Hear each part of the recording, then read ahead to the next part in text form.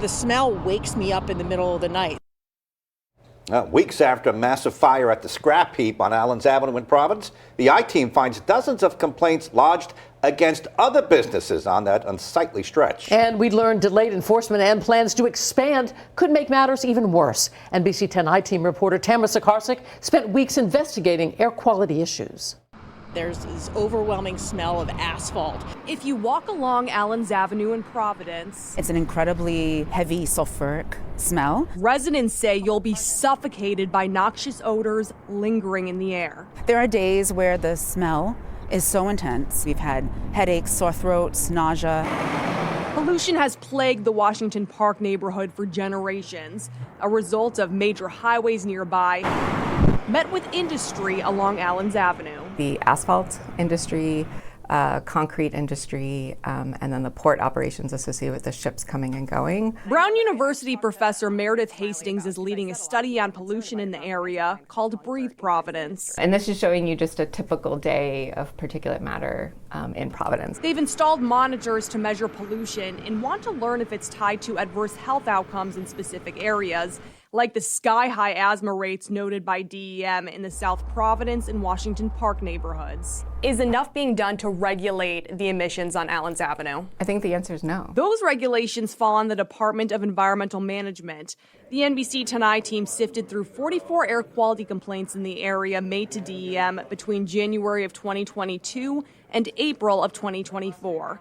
One complaint describes the smell as being unbearable. Another says it prompted a local school to evacuate, confusing the smell from the port as a potential gas leak in the school. Nobody, no matter where they live, deserves to be subjected to that type of problem. Terry Gray is the director of DEM, an agency that's been criticized for a lack of serious action against businesses along the port. The latest example, RI Recycled Metals, the facility where a pile of trash and scrap metals went up in flames in April.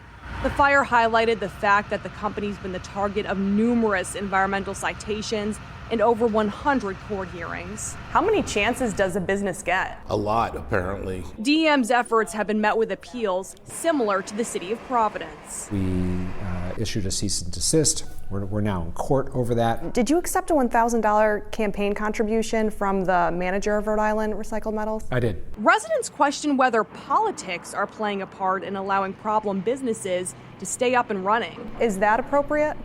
You know, I've accepted thousands of contributions in my public service, and I think I've shown that a contribution never necessitates or issues an action. Which is a comprehensive plan update. Some residents are also concerned about Mayor Smiley's comprehensive plan, which actually calls for more industry along Allen's Avenue. My vision is that we're assembling wind turbines, that we're doing research on undersea vehicles. Why not just say to residents today, we will not put in any other asphalt businesses, any other businesses that lead to these noxious fumes being in the air that you're breathing in? Why not just promise that right now? That's not the way zoning works. The comprehensive plan is being finalized and will eventually go to the public for comment. When it does, it'll likely be met by resistance from the same residents who've been plagued by pollution for so many years. The neighborhood is here. We're not leaving, and we're in here for the long haul.